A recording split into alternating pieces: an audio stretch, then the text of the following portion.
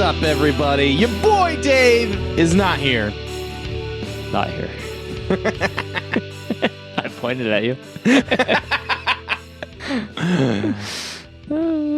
I'm the hype man, Shane, and I'm not very hyped because Dave's not here.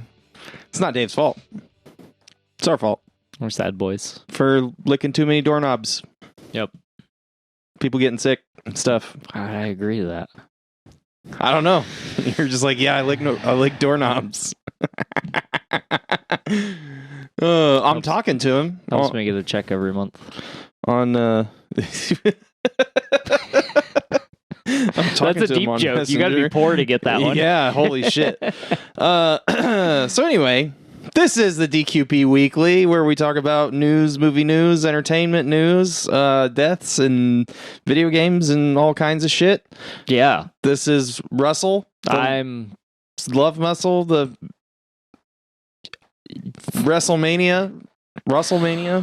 Ooh, yeah. Yeah, we're just going to fuck all of this up. We need you, Dave. We need you so bad. Our monitoring system also decided to stop working today, so not having headphones is going to fuck us up. Yeah, I'm just eating the mic, so if I sound fucking horrible, I'm sorry. I'm also sorry to Barry, our editor, because he's probably just like, what the fuck are you doing, Shane? Stop it. I'm louder than anyone else, and I'm just putting my lips right on this motherfucker. Just... It's great. Not to add to the chaos, I also only slept like 4 hours today, so... or 4 hours and less. Since like... 39? Yeah. Good job. Yeah. That's good for you. Yeah, super healthy. So yeah. It's just us two today. Yeah. And it's probably going to be a shorter episode. Depends on how distracted we get in the middle. Yeah. But you got headlines, right? I do. I have All right. headlines. Headlines. A segment. With Sonic the a Hedgehog.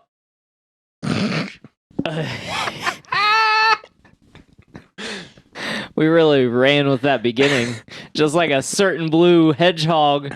Sonic the Hedgehog 3 sets a release date. December 20th, 2024. I understood that reference. A third movie. Yeah, it's redonkulous. If you'd have told me when the first movie came out, with the first trailer that was released, Yeah. that we would be on movie 3. If you had told anyone after that first trailer released. Also, if you guys don't know, in the Chip and Dale movie, the ugly Sonic makes an appearance, and he's like a legit character, like actually in the movie, not just a cameo. Yeah. I still need to watch that. Yeah. That's like the only part that I've seen. Oh, is it? We watch movies, guys. Yeah. Well, I mean, I don't know. That movie looked real weird, but apparently it's actually pretty good. Yeah, that's what I heard. Yeah. Local reviews would have you believe it is a good movie. Yeah. I mean, like, actual reviews that I read, like, not, like, random people. Oh. I mean, cool.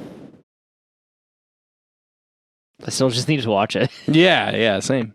Like, it's Chip and We should Dale. just, Why like, haven't I watched stare it at yet? each other uncomfortably more often during this show, just not saying anything. It's great. It's great, video and audio content. So if Dave doesn't listen to this episode, next week, we're going to let Dave just talk the whole episode. We're just going to stare at each other. And it's going to be the best hour and 40-minute bit you've ever seen. Yeah. Because Dave's not going to know what to do. It's going to be great. All right, up next, I'm going to kill the vibe a little bit. The vibe is dead. I mean, there was at least a vibe. Yeah, okay. Now I'm going to kill it. Bring it down. Yeah. Ashton Kutcher says he's lucky to be alive after battling a rare form of vasculitis that temporarily left him blind, deaf, and unable to walk. Yeah, I saw something about that. This happened 2 years ago, but he recently opened up about it to Bear Grylls. It took almost a full year for his senses to return. According to Mayo Clinic, vasculitis refers to inflammation of the blood vessels, which can cause restricted blood flow. There are many types of vasculitis, and most of them are rare. The condition can be short-term or long-lasting, the clinic also notes. Does Bear Grylls have a talk show now? It's- Were they just like hanging out, drinking their piss? Like, hey man, so I almost died like 2 years ago from like vasculitis, right? So yeah, let me.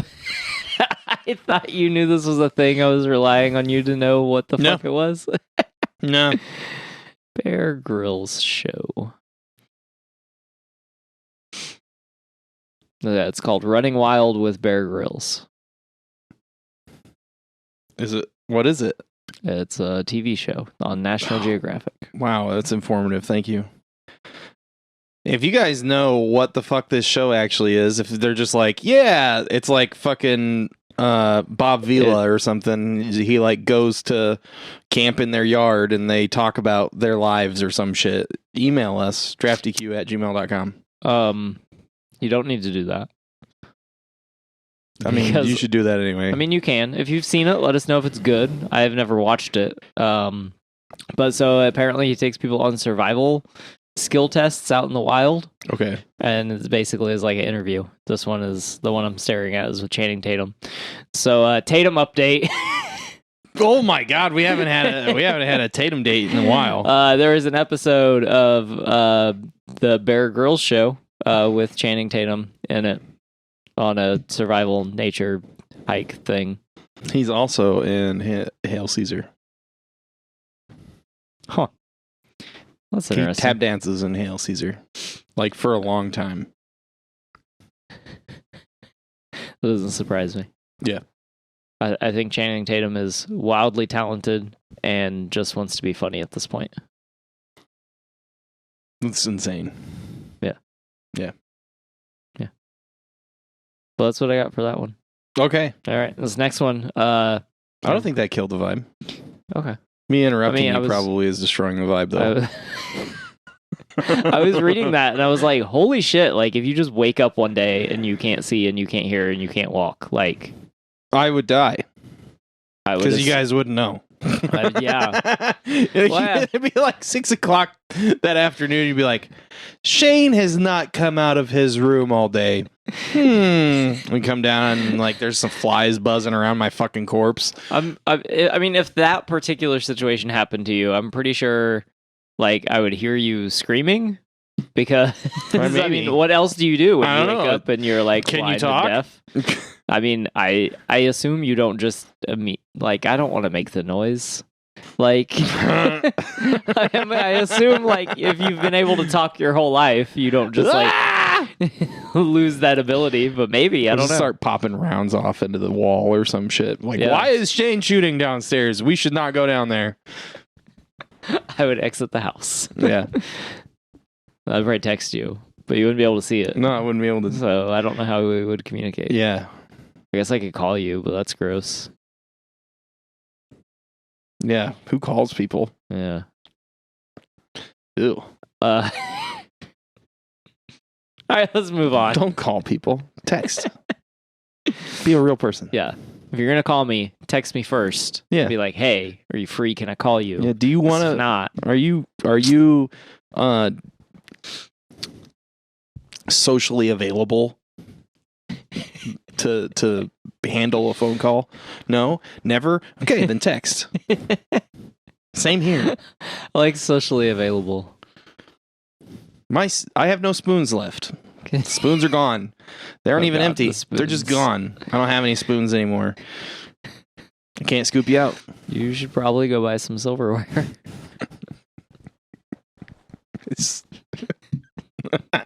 We're in weird moods today. I don't know what's happening. Not having read the next headphones. fucking headline. Not having the headphones makes this feel fake. We're just sitting here talking to my phone that's not even recording. Like that's what we feel like. Now I have to check to make sure we've actually been recording this. God, I hope so. Oh my God, look at him. I like instilled this weird anxiety in him. Like when we started doing the show on camera, the very first time I was like, are you sure it's recording? He got up like 3 times the first time we recorded one of these episodes. Jesus Christ. I don't want to be the wedding photographer that forgot to take the lens off. Nobody does. Yeah. But you don't have to become OCD about it. Tell that to my anxiety monster. No, I know. No, I understand. It's just like, somebody's got to be well adjusted. It's not us, apparently. I'm not so sure anyone is anymore. Better adjusted. You know who might be? Who? Giancarlo Esposito. Because he has one of the best ideas I've ever heard. Oh, yeah. He's confirmed that he is in talks with Marvel, but he has been very open about hopefully being able to play Professor X. Okay. Yeah. I mean, I'm here for it. I'd watch that. I seen the initial offer was for potentially playing Magneto. But, like, we've seen this guy play villains. Yeah. He would be a great Magneto. But, like, I want to see Sure. what he does with Professor X, especially since I'd that's watch. who he wants to play. I mean, I would watch that. Yeah. I would too. I'd be down for it. And then when everyone bitches about having a black actor play Professor X because, mutants aren't an analogy for civil rights or anything. No, not at all. We can be mad all over again. So yeah. I mean, plus like and I think even Ian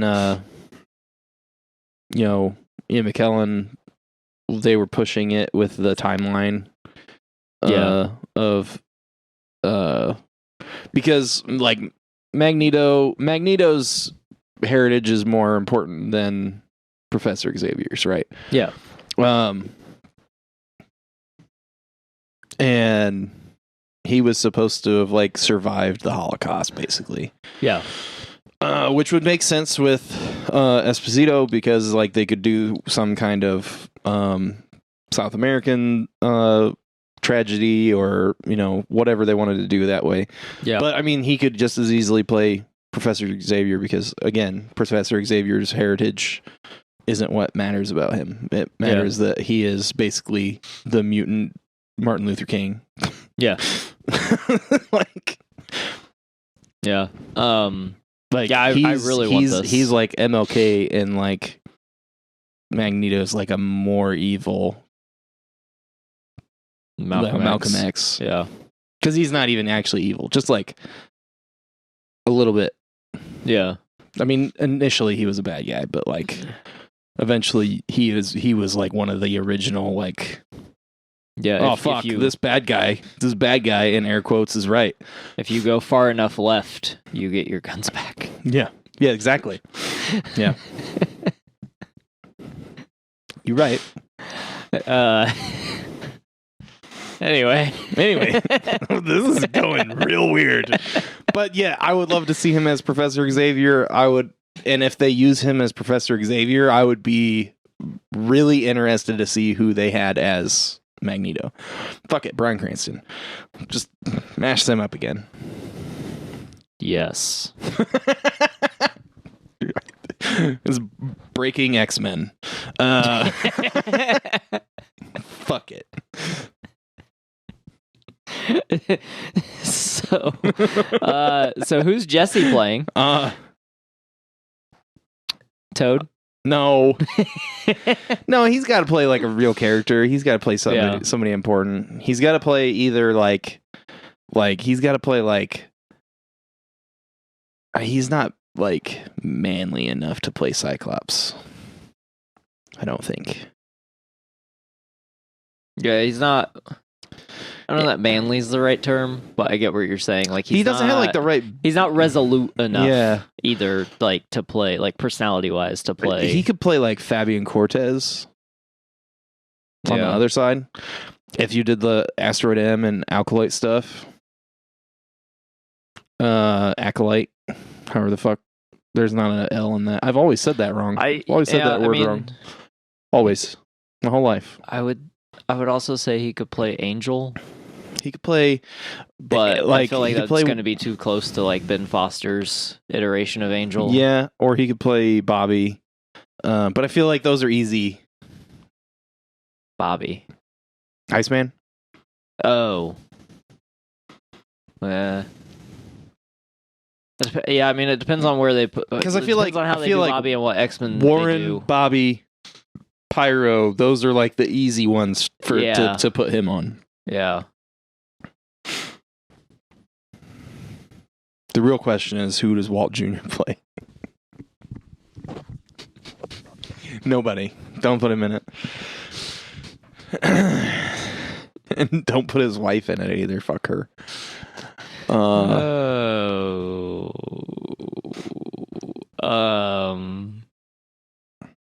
Hank could play Hank. Yeah. Or Blob. I mean, Hank should play the Thing. He should. He's basically like the he's like the mid 2000s what's his Chickless? Yeah, Chickless. Yeah. That'd be pretty great. Yeah. That'd be kind of funny. Because then at that point, it's like, why didn't you just bring Michael Chiklis back? Is he like, I don't even know what the fuck he's doing. Dude, I don't either. Did he get canceled? That's my first question when I haven't seen an actor I don't know. for a while. Maybe he just went away on his own. Maybe he made a fuck Sometimes ton of that money happens. and then like went to go take care of his family. Maybe Yeah. he Rick Moranis it. Maybe. That's always interesting to me when that happens. Yeah. I didn't actually want to be an actor. I just thought it'd be easy money. Oh, cool for you. Shit on a lot of people's dreams. Yeah. All right, up next. Wow. We're lacking willpower today, which means we wouldn't be a Green Lantern. The Green Lantern series is still very much alive at HBO Max, but DC anthology series Strange Adventures, which had Kevin Smith pinned for at least one episode, is now officially scrapped. Like animated series? A Green Lantern series? Yeah. No, I think it's live action. Yeah, when we first started this series, it was one of the early headlines. Oh, like a year ago? Yeah. Okay. So like, was it just like them announcing, hey, we might do this thing? And then they've been, which it could be good, like, because it could, like, if they're taking their time with it, it could be that, you know, they want it to be really good.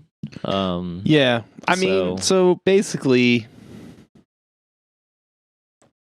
I think if Discovery, this is what Discovery needs to do, folks. Is that a soapbox that I see? Yes. Oh, we're on video, so it's... Let me stand up. No. So everybody's mad that Discovery is cutting everything. They're basically fucking like slash and burning everything. Yeah.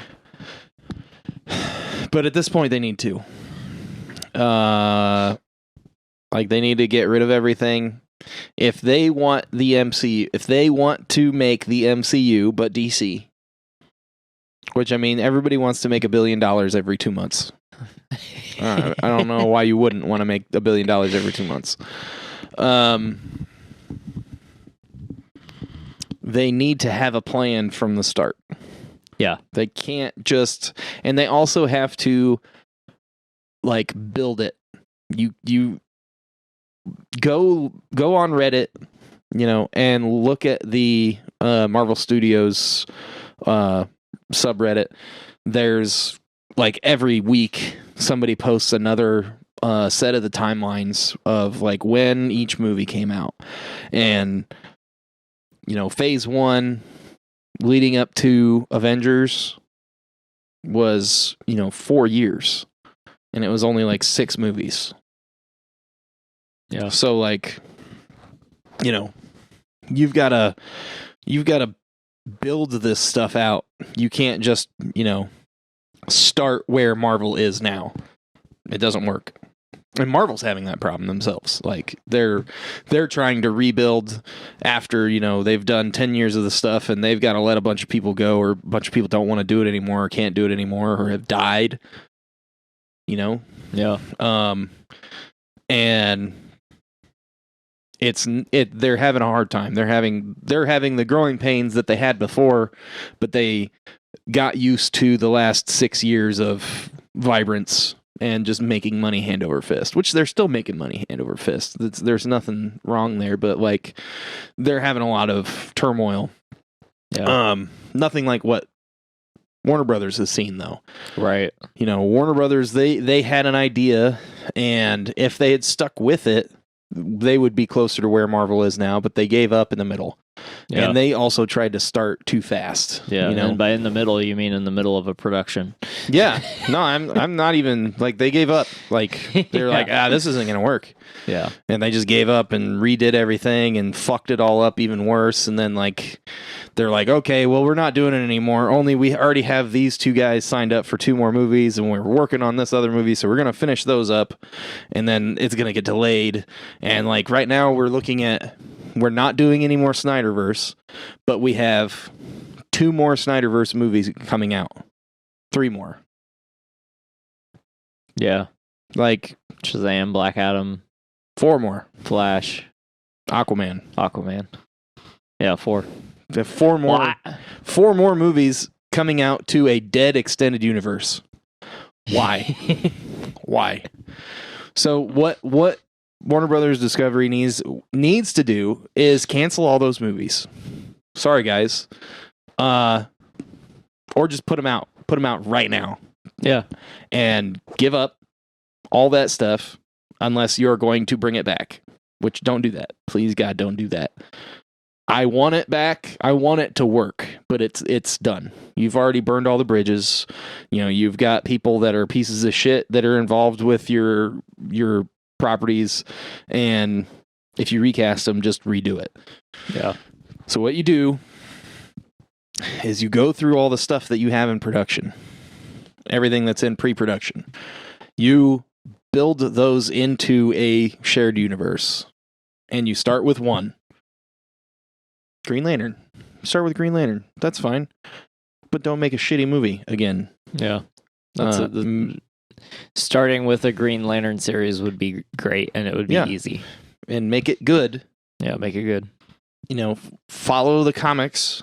There's, you know what has been enjoyed by the fans. If you go and talk to the people at DC that make the books, they know what's sold and what hasn't.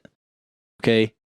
And what what's been acclaimed and what hasn't for these characters, and what you should adapt. You know, it's Green Lantern stories aren't as well known as Superman stories and Batman stories, so you might do better, you might do worse, it just depends. But you need to commit to bringing that character up, just like Marvel committed to bringing up the original Avengers. Yeah. You know, they were big characters, but they weren't sellers when they brought them up. No. When they did these movies. They were B-list comic characters. Yeah. But, you know, if you bring up Green Lantern, which Green Lantern's always been there in all the Justice League cartoons and all the cartoon movies and everything like that. Yeah. You did a movie before and you spent a bunch of money. I don't know what you spent it on other than Ryan Reynolds, but you spent it. Do it right. Do it right this time. And you can build your universe on that. And like you have other stuff that I know you have other stuff in pre-production. You have to have other stuff in pre-production because you're not just going to sit on all this DC IP and bring it all together. You haven't, I know that they were talking about these Batman movies, the Reeves Batman movies being outside of an extended universe, but you haven't completely cut them off yet. They haven't had other stuff in them that makes them mutually exclusive. Yeah. Bring it in. It's worked. That movie worked.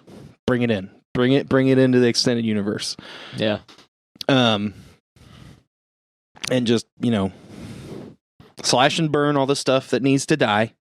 Yeah. And bring in the new stuff and connect it and hire somebody that is used to doing this kind of shit. Like Kevin Feige worked on this stuff for years, lower down the totem pole. If you go back, you can go back all the way to the Raimi Spider-Man stuff. Yeah. Kevin Feige's on there. Yep. Kevin Feige's name's in there. He's there. He's there. He's been working on this shit his whole life. Yeah. He has been there from the beginning of these of the good comic book movies. Yeah. It's gonna be Gunn, man. It's gonna be Gunn. It could be Gunn. It could be somebody from comic books. As long as they have a grasp of what they're talking about with movies. Yeah. Which that's gonna be like the hard part is like them transferring their knowledge from being like the editor in chief or something to being somebody. I mean, you could also I don't know how wrapped up Goyer's gonna be in the Sandman stuff that's going on, but you could go get Goyer. He's got all the experience you need to come in and do a shared movie universe. So yeah, I agree with you. They need somebody to come in with a large vision that can really pull it together. However, as Shane is telling you to cancel everything, please, for the love of God, do not cancel Todd Phillips' Joker sequel that's a musical. Because I need that in my life. I mean, you can cancel it. It's fine. Don't do it. I'm so excited for it. Leak it on the internet. Yeah, it's going to be a fucking trash fire, guys. Even if it is, I'm excited. No, it's totally going to warm my hands of that trash fire. It's going to be a trash fire, but the trash fire is warm. Yeah. Yeah. But yeah, that's how I feel about all that. Yeah. I get that. I want good options. It was I love the MCU, but I would love it if there was also an amazing Justice League series. Yeah. I would love it if there was. What happened to the Chinese or Korean funded Valiant stuff that was going to happen? We're going to have the fucking I can't remember any of the characters' names. Oh, we had the Bloodshot movie. That was the only one we got because it was awful. Oh, yeah. There's a lot of stuff with Valiant. They could basically do anything. They could do everything. We're going to talk about Sandman in a minute. I hope they do all the Vertigo stuff. I don't know. They could do Image stuff. They could redo Spawn and all the stuff having to do with Spawn. I was going to say, it might Spawn also is be on time Netflix to now. Revisit some of the Dark Horse stuff. Dark Horse, yeah. Yeah. I would love for there to be 7 fucking comic book universes that had, vying for our attention. Yeah, so they're making the best product possible. Yeah, because that competition is what is going to make good shit happen. Yeah. That'd be good. I'd be into it. If there was an Image shared universe.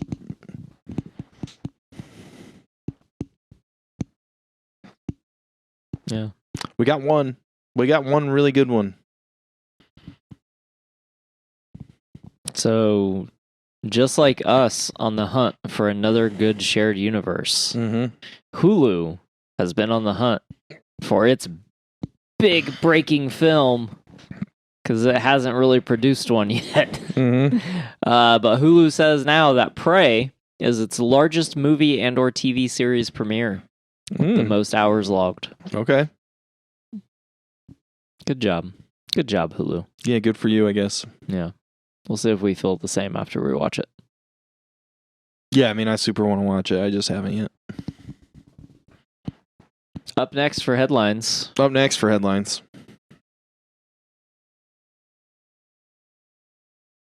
Do your eyes feel a little gritty? Why? Because the Sandman's here. Premiered at #1 on Netflix. Dude, you fucked with me. I got something in my eye! Mr. Sandman! Bring me a show. Please don't put your sand in my eyes. The Sandman premieres at #1 on Netflix for viewing hours logged in the first week of August, even though the series released on August 5th.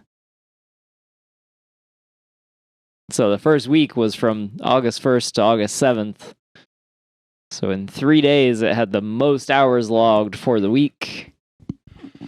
Huh. That was pretty cool. That makes me happy that you guys are out there supporting this show. I mean, I don't know. I watched it in one day, so... I watched it in 2 sittings. I watched 5 hours, and then I watched 5 more hours the next day. I powered through the whole thing. I was like, I guess I'll watch this. And then I had a much different attitude later.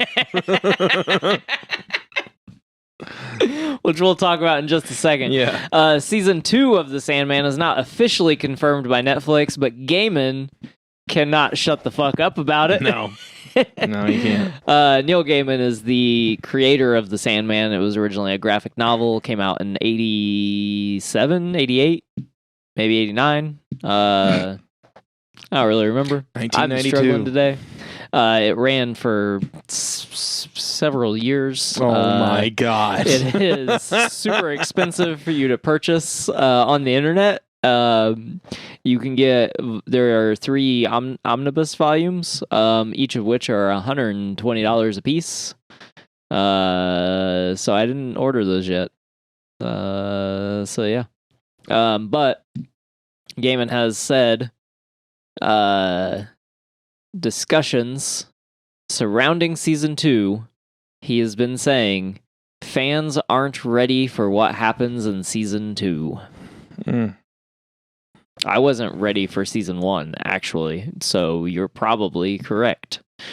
Sandman was published by DC Comics from 1989 to 1993, Vertigo Comics from 1993 to 2020, and DC Black Label from 2020 to present. There you go.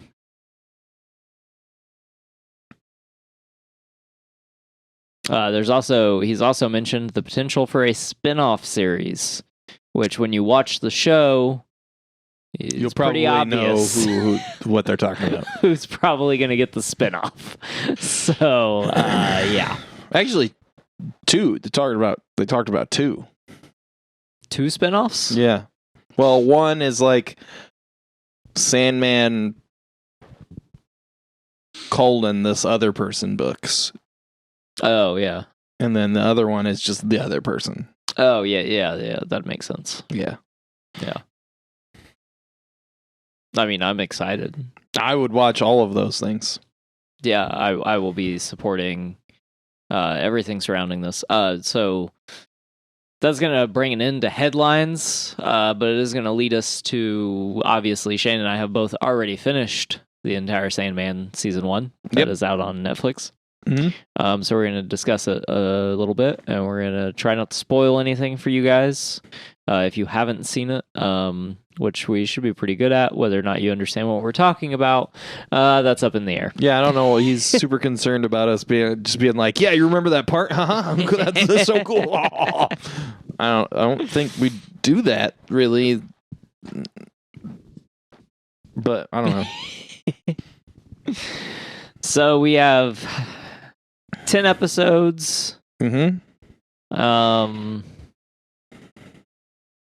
Yeah. Where are you going to start? I mean, just like general feeling about it. I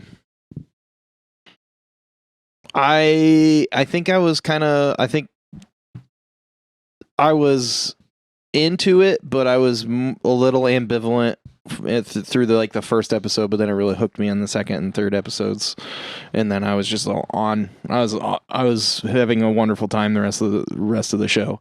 Yeah. I literally felt like I was dreaming sometimes, which was fucking weird as fuck. Like, I don't do drugs. I felt like I was high as balls watching this show sometimes. I have a weird psychological thing with dreams, though. So like that might be one of the reasons that I super enjoyed this. I think 99% of the acting was fantastic. Probably 85 to 90% of the effects were perfect. Yeah. Something that Russell said before I started watching it, because he had watched the first 5 episodes before I started. That like some of the stuff was like over the top, which I didn't feel like that because it's all supposed to be like dreams and fantastical creatures and stuff, right? But some of the stuff, the 10 to 20% of the effects that I wasn't into was basically like it would go from being like, this is really actually a dream I'm having, to this is a made for TV like sci-fi original for like 5 seconds, and then it would go back and you're just be like, that was jarring. What the fuck just happened? But I mean, overall, I think it's a fantastic show. I haven't read the comic, which makes me hesitant to like just blatantly be like, this is the best thing ever. But I know you've read some, right? No, I have not read any. You haven't read any of it? Comic. Oh, no. You haven't? Oh, it has always been. It has been for as long as I have been reading comics. It has been on my list. Okay. Of to read. Yeah, we should probably like get it and read it. Yeah, I was literally like, after I finished it, I was like, okay, I'm gonna order all the comics now. And then I was like, oh, I don't want to spend $500 today. Yeah, I thought that was one of the most interesting subreddit comments that I read today about Sandman. Was like, this person was like, yeah, I'm a big fan of the MCU, but I've never read any Marvel comic books. I watched the Sandman this weekend, and I've already ordered all the books. And I was like, damn. Like, I don't think it's like better than the entirety of the MCU, but it's pretty fucking good. Yeah. Yeah, I think so. Like, I think it's pretty solid. I love the way that, like, there were a few things I might have done differently, but I don't know that that's actually, I'm not as so sure of that as I usually am. Yeah, sure. Because, like, the pacing of the series is so weird, but still like maintains what it needs to. Like, it still enthralls you. It still like draws you in. Like, the pacing is just very interesting, and it was so because I watched the first 5 episodes and I watched the next 5 episodes the next day. Mm-hmm. Like, I didn't take a bunch of time to do it. I was pretty much like, as soon as I could sit down for another 5 hours. And like the second time I sat down, I was like, okay, I got time to watch 2 episodes and I got to do these things. And then I was watched like, 5 episodes. I fuck those things. Yeah. I'm going to finish this. So like, I really loved the pacing, which makes me reluctant to think that the things I would have done differently would have been the right call. Yeah. Because like, as a whole, I feel like the series flows really well. I think so too. And it's different. It's literally a comic book. Yeah. Like, that's the fucked up thing with the pacing. Yeah. Because basically it's like, here's an arc. Yeah. And we have a little thing playing in the background. It's your classic like Claremont, or there's other writers that have used it. A plot, B plot, C plot. Yeah. You're focusing on A, you're giving quite a bit of time to B, and you're teasing C. Yeah. And then when you move to B, it becomes the A, C becomes the B, start teasing D. And it's like teasing D. Gotta tease the D. Gotta tease the D. Gotta tease the C too. But anyway, I don't with the D, I don't think they like it when you call it the C though. Not the cunt, the clitoris. You're getting married, dude. You should probably know where that is. I thought it was made up. Oh God, I feel sorry for her. But anyway. This got weird. Not my fault. So like, that's kind of how this whole show is, right? Yeah. Because you've got like the first few episodes are like an arc, basically Yeah. like a 3-book arc. Yeah. Yeah. And that's kind of how it plays out. It's like 3 or 4 episodes. Yeah. And then I would two or three? say 2 or 3 episodes, the something like that. so like the way I like the way you're breaking it down, Yeah. but I would say the first episode is a prelude, because the first episode is almost always set up, right? Yeah. But this is different because the first episode of this feels much more like a prelude than it does just the setup. Yeah. It does all the setup, but you still get a full resolved story out of the first episode. Yes. And like, I was immediately like, I don't know what you're doing, but I'm here for it. Yeah. Let's fucking keep going. Yeah. And then you get like a nice 3-episode arc. Yeah. And it's got like this, the whole show has like the D plot going underneath it. Right? Until like the last like 2 or 3 episodes. And then but it's like, okay, we're doing this arc, but we're teasing this thing. And it might be another arc, but it might also just be one episode. Yeah. Just like a comic book. Because usually like a comic book, it'll either go from arc to arc to arc and they'll like kind of be connected, but really it's like separate stories. But sometimes it'll be like, here's an arc. Okay, and then we're going to change artists and writers and everything. So there's going to be this random book in the middle that has nothing to do with anything, but it's going to tease the story that the editor has for the whole year on this book. So like that's still going to be the same, but this other part is just like, the X-Men go to the mall, but learn a life story from the guy at the kiosk. So like that, there's like a couple of episodes like that. They're not filler.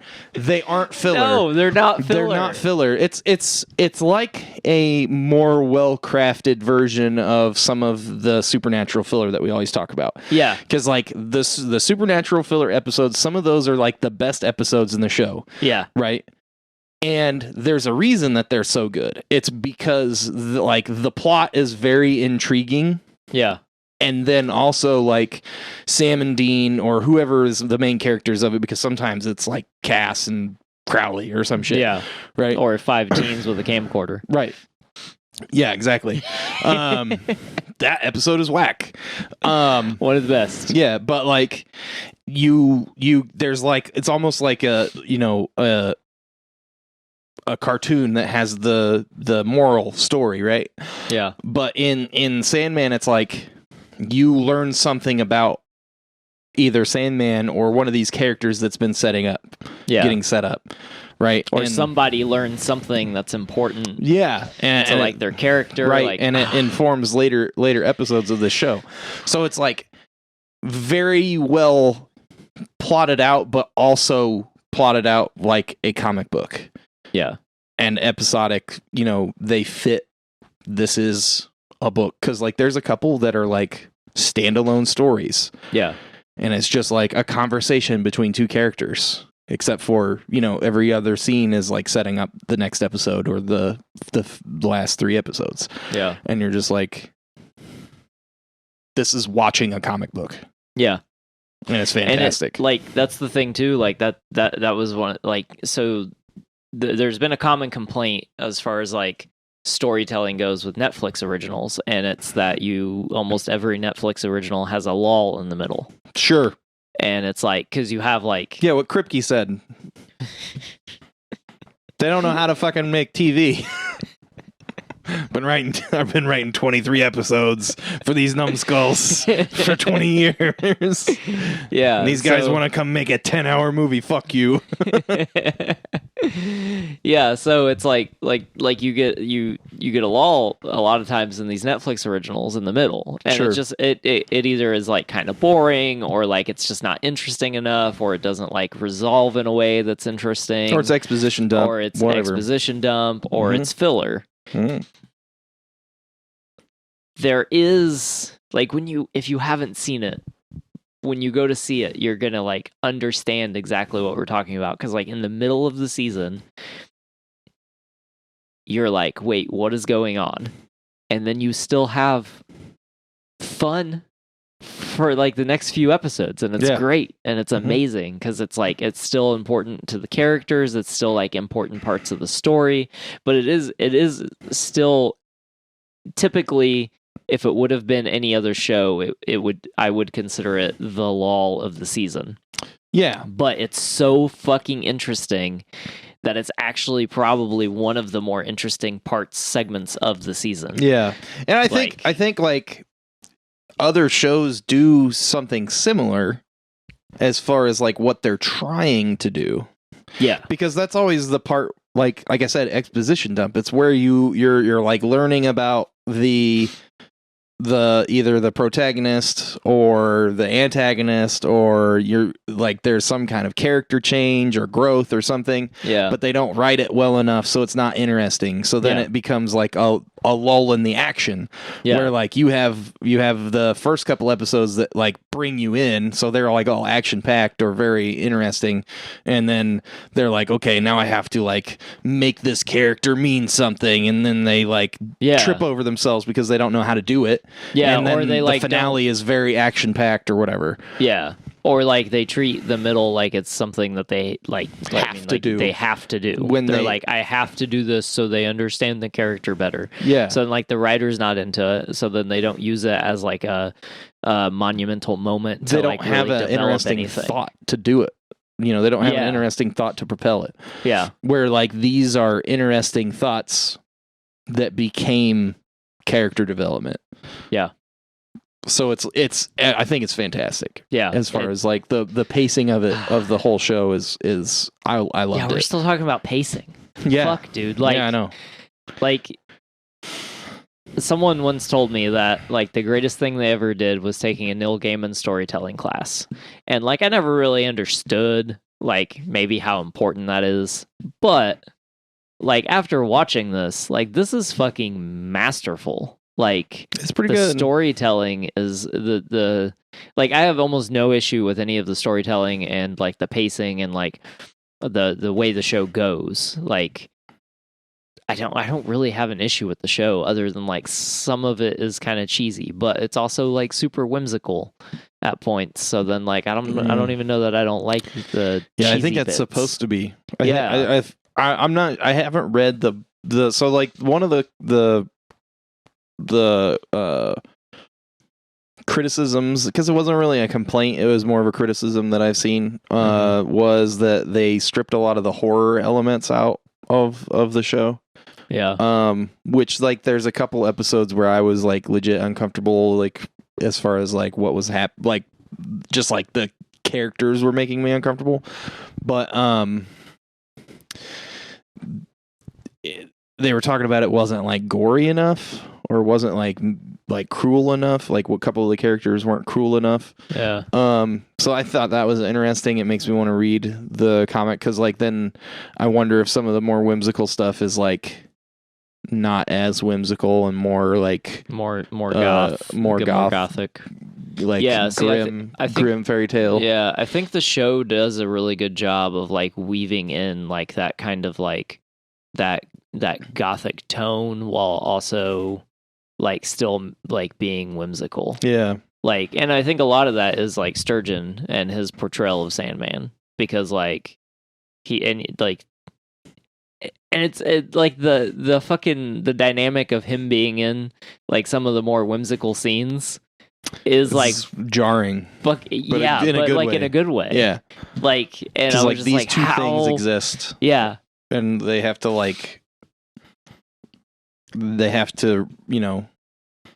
work together, or like I don't know that I would have, like, I'm usually not like, if there's gore, if there's not gore, there's not gore. Like I do if there's like a stabbing or whatever, I do expect like a certain amount of blood. Sure. But like I don't know that I would have, like, at least for this season, if it gets darker as we go, that'd be great. Fuck. Yeah. Because like it's not necessarily like, it has dark aspects, and like the first episode starts off pretty fucking dark, and then like it kind of like trails off a little and then kind of comes back, and like it's just very interesting. There's one episode that's very dark, but apparently it was supposed to be much darker. Oh yeah. Was it one of the latter episodes? No, it was one of the middle episodes. Oh. Like the episode? Yeah. The episode? Yeah. That episode's so good. It's supposed to be much darker than that, apparently. That's interesting. Yeah. I don't know. I mean, I could see. We're doing the thing that we were worried about. Yeah. Yeah. There's an episode that's very like, what the fuck? Apparently, like, so a lot of the stuff that I read, because like you were talking about, you went into a couple of Reddit threads, and they were like very just people being stupid. Yeah. But like a lot of the ones that I read were like actually kind of constructive. They were like, yeah, so like this is great and this is great. I kind of didn't like this, but I understand why they did it. Yeah. But a lot of people were just like, oh man, if you guys haven't read it, I can't wait for like more stuff to happen, because if they're doing it the way they seem to be doing it, which like the way they're doing it is they're like actually sort of adapting stuff in order of this book. Yeah. So like people are like know kind of what's coming. Like what if they continue to do it in order, they're going to be like, okay, this arc is coming. That one's awesome. This one's fucking crazy. I can't wait for that one. And like stuff like that. And people were fucking hyping each other up. And like that's the kind of stuff I like to see. Yeah.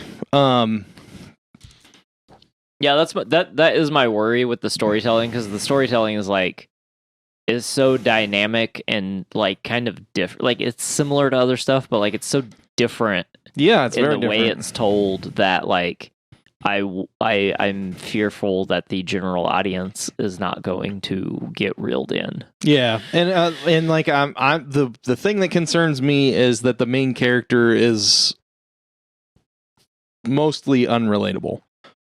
Like there's like times when you can relate to Dream. Yeah. But there's other times where you're just like, what the fuck? That thing that you told me that Cassie said specifically was like, there's a part where he does something and like, it's not cool, but it's like, it's Defender Strange killing America Chavez. I have to kill you to save the multiverse. Okay? And Cassie was like, what the fuck? I thought he was supposed to be a good guy. And it's very interesting because like the character is like trying to do what needs to be done. But like, I don't know. Yeah. I don't know. I think yeah, I get what you're saying too. Like I think the main character is like super relatable, but that also might be me throwing myself under a weird bus.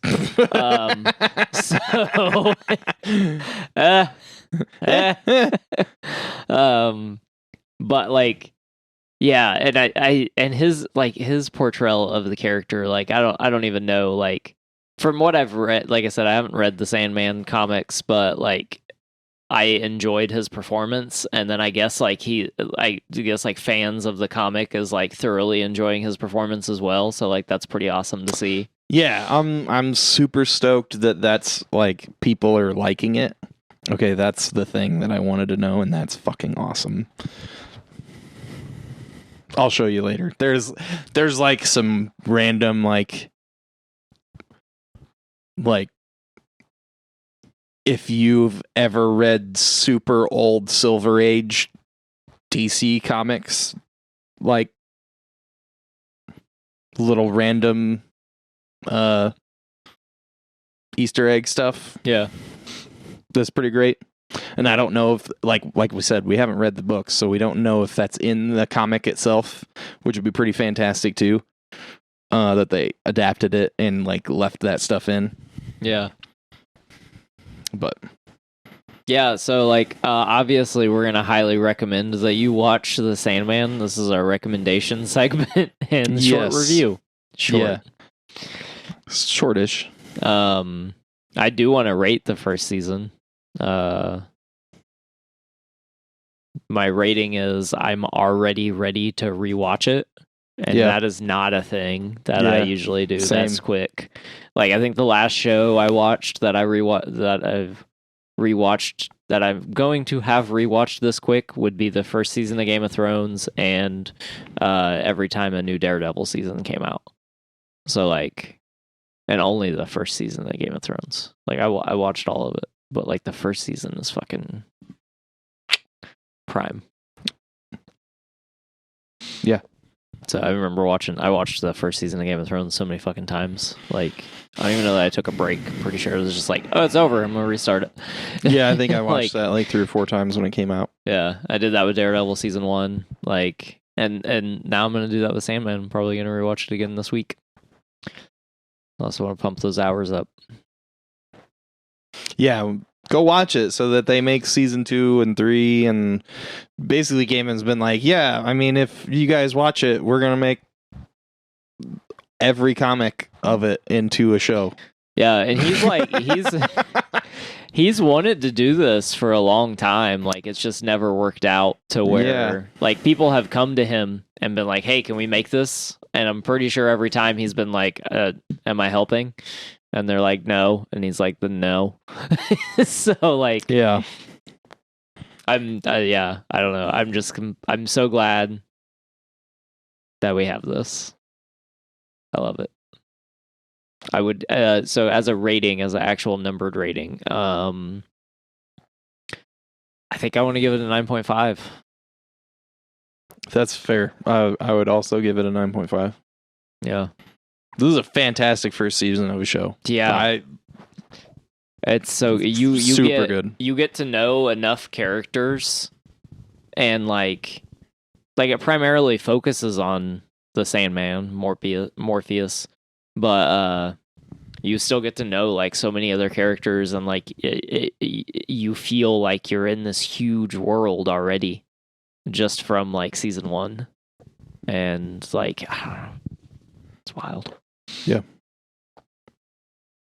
It's fantastic. Yeah. So what else did you watch this week? I watched the new Neil Patrick Harris show on Netflix. Oh, yeah. It's called Uncoupled. Neil Patrick Harris plays a 43-year-old gay man, and I don't remember the name of the guy that he's with in the beginning of the show, but it's called Uncoupled. So in the first episode, they break up, and it's kind of about him as a 43-year-old man navigating the dating life after having been in a relationship for 17 years. 17 years. Holy shit! Yeah, it's pretty good. It's pretty funny. It's interesting. I thought I was like super proud of Netflix for. Which, like, usually it's not a problem for them. Like, they have, like, plenty of LGBTQ content where they don't really shy away from stuff. There are a few pretty graphic scenes, which was interesting. But yeah, I mean, I would recommend it. It's pretty good. Yeah, I 8.5 out of 10. I felt like it could have been like funnier, but I also might not have gotten some of the humor. Sure, because I mean, obviously, it's not made for me, but I did enjoy it. It was fun. Cool. I saw a couple scenes that looked like it was funny. Yeah, it's entertaining. It's very. I will say, if you're like a huge How I Met Your Mother fan, it is very jarring to have been the last thing that I seen him in. Well, it wasn't the last thing. Matrix Revolutions was the last thing, but do you count that? No. Okay. But yeah, it is jarring to like because you're watching it and you're like, oh shit, Barney, and then no, it's not Barney. Not Barney. Like he's an entirely different character. He's still Neil Patrick Harris, and he has a style to his acting, but yeah. But I definitely recommend it. Wow. Sorry, I'm reading about Sandman. I'm obsessed now.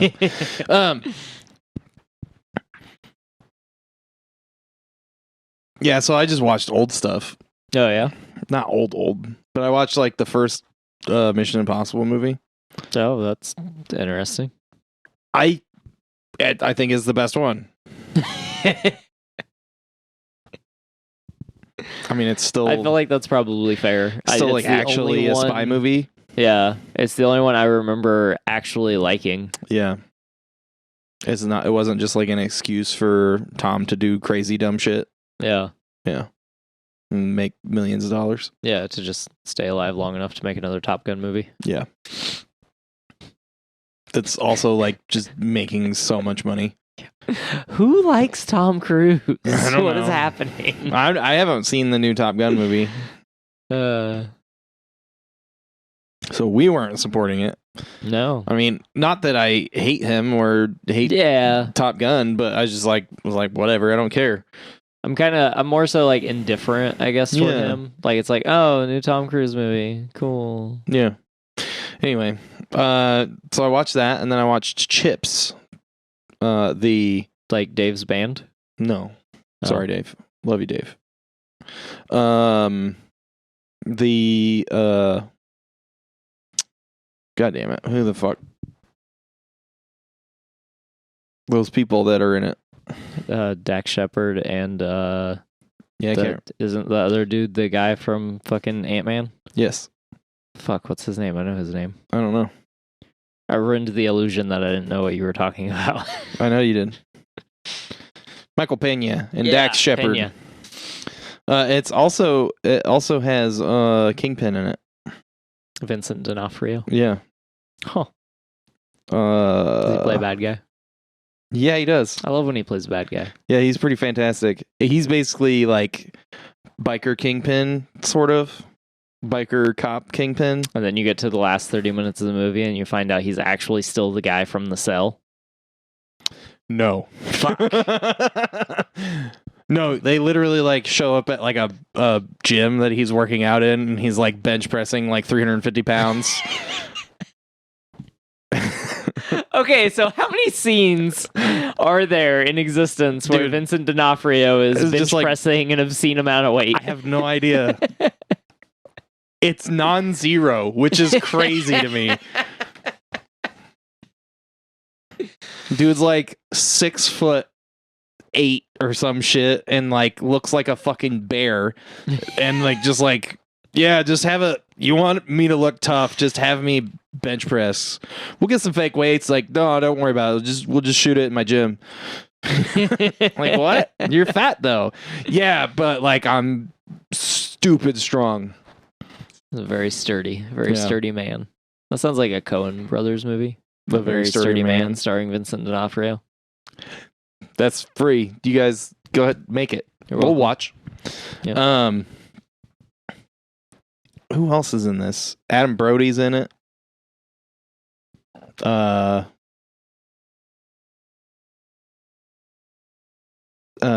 Malcolm's mom is in it. From Malcolm in the Middle. Yeah, and I don't know if those are actually her tits or not, but good for her if they are. There it is. I don't know, man. There's a lot of boobs in that movie. Is there? Yeah, lots of boobs. Is it rated R? Yes. Maybe I should watch it. Rated R, hour and 40 minutes, 2017. Yeah, I've never seen it. It's funny. But you've given me three things I want to see. Yeah. Michael Pena, Yeah. Vincent D'Onofrio lifting weights, Yeah. and Malcolm's mom's tits. There's also like a lot of talking about eating ass.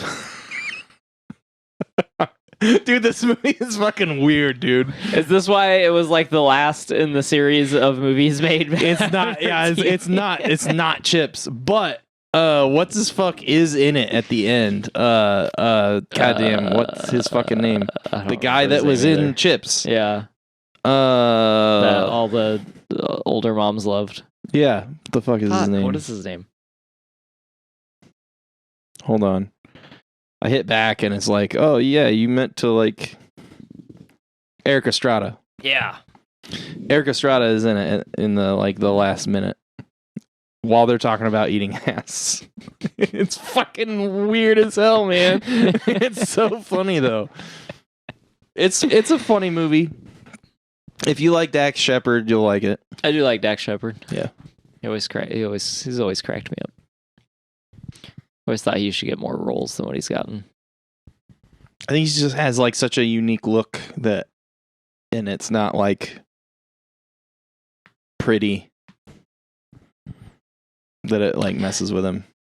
He should play Richard Rider. I feel like I've said that before. I'm into that. Yeah. He's also like jacked in this movie. Like not like big, but like shredded. Yeah. He typically stays like pretty shredded. Yeah. I don't know. I don't see him naked a lot. I follow Kristen Bell on Instagram. Oh, she's in this too. Oh, is she? Yeah. Is this where? No, I think they were together before that. What year did just come out? 2017. 2017? Oh, yeah. Oh, that's not as old as I thought it was. Mm-mm. I thought it was older. You don't see her naked, but I mean, that's fine. I wouldn't want to disrespect Dax. he's full of shit. He wouldn't care. He'd She be like, is- yeah, dude, jerk off to my wife. He's totally wearing like she's wearing like the most spectacular push-up bra in existence though, like the entire movie. Huh. Yeah. Interesting. There's lots of boobies in this movie.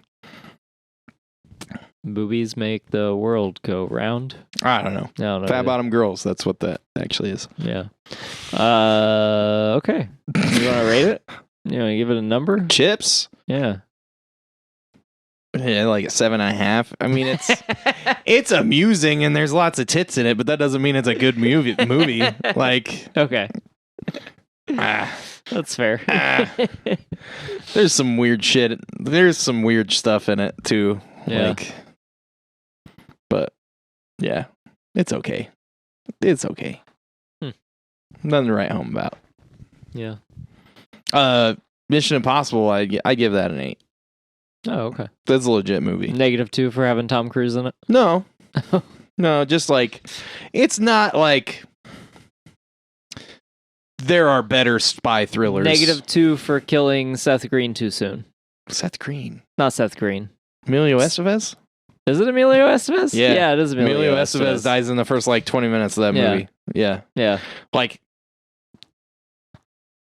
almost the whole cast dies in the first 20 minutes of that movie. It's pretty awesome. That's like my favorite thing about that movie is it's just like, you're like, oh yeah, okay, this is the main cast. And then they all fucking die and you're just like, Yeah, I feel like that "Oh, was fuck. I feel like that was one of the earlier times that happened too. Like, yeah. And then you find out some of it's a trick. I mean, I don't think I'm ruining a movie from like 1999 or some shit. Yeah. When did that come out? I'm gonna look. I'm gonna say 98. I think 98 might be right. No, 96. Oh. That's a Brian De Palma movie. Oh, really? Yeah. I didn't realize that. That guy's done some crazy ass movies.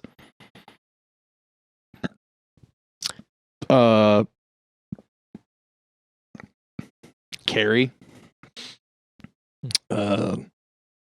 Scarface.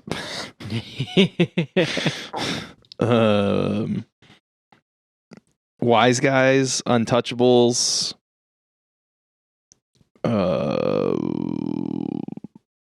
Fucking Carlito's Way. Mission Impossible. Snake Eyes. Oh yeah. Yeah, he did Domino. Domino's such a good fucking movie. That's like the best movie you've named. I don't know, Snake Eyes is pretty dope. I want to watch Snake Eyes. What the fuck is that on? I haven't watched that movie in a long time. Snake Eyes is pretty good. Oh, we're talking about the Nicolas Cage Snake Eyes, by the way.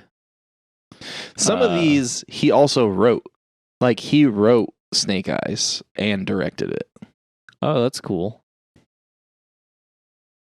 But Domino, man, fuck. Domino's a good movie. Epics. Fuck off. I watched that movie so many times. Paramount Plus. Fuck off. Or you can rent it on Prime. What about Domino? I still need to watch. Oh, apparently Snake Eyes came out this week, 24 years ago. Oh, shit. Happy birthday, Snake Eyes. That was random. That is a different Domino movie. Oh. Not the Domino movie I love. Nope. Oh. The fuck Domino movie is it? It came out in 2019. Oh. Yeah, that's not. Is it international? Yeah, it's international. Stars Nikolaj Coster-Waldau, Okay. Soren Malling, and Sus Wilkins. Their first name's Sus. It's only 89 minutes. Wait, what's the synopsis? A Copenhagen police officer seeks justice for his partner's murder by a mysterious man. Oh, okay. Never mind. I haven't seen that. I saw a weird movie. Did De Palma get canceled? Oh. Is he like living in Polanski's fucking bathhouse? Well, it goes from Passion in 2012 to Domino in 2019 for filmography. Huh. I don't think he worked on an 89-minute movie for 7 years. Dude, that better be one hell of an 89-minute movie. Yeah, right? Anyway. Yeah, anyway. Is that all we got for this week? I think so. Yeah, all right. Sorry for the short episode, guys. Or you're welcome for the short episode. Is it? I don't think it's actually short anymore. I think we talked enough about random shit that we stretched it out into over an hour. Just slightly over an hour, though. We're closer to the 1 hour mark than we are the 2 hour mark. Yeah, which the last 2 episodes have been the other way, but that wasn't intentional. Yeah. We also... Alien Covenant will not come out this week. It will be out next week as we deal with our doorknob licking situation. Yeah. I don't know. I try to tell them not to lick the doorknobs, but then I lick the doorknob and they got to just do it after I lick it, and then everybody gets sick. You made that way more disgusting. We all lick the doorknobs. Now we're licking the same doorknob. At the same time. We're like sequentially. Serial door lickers. I do not have a new kink. We aren't putting the whole doorknob in our mouth. It's just a little. That made my teeth hurt. Yeah, it's like a light bulb. You can't like actually. What movie is that where he like fucking shoves a dude's face? One dude shoves another dude's face onto a doorknob and then kicks him in the bottom of the jaw. I don't know. That sounds awesome, though.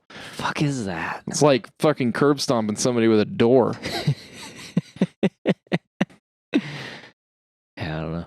That's fucking brutal. Anyway, thanks for coming, guys. Yeah, thanks for listening to the DQP Weekly.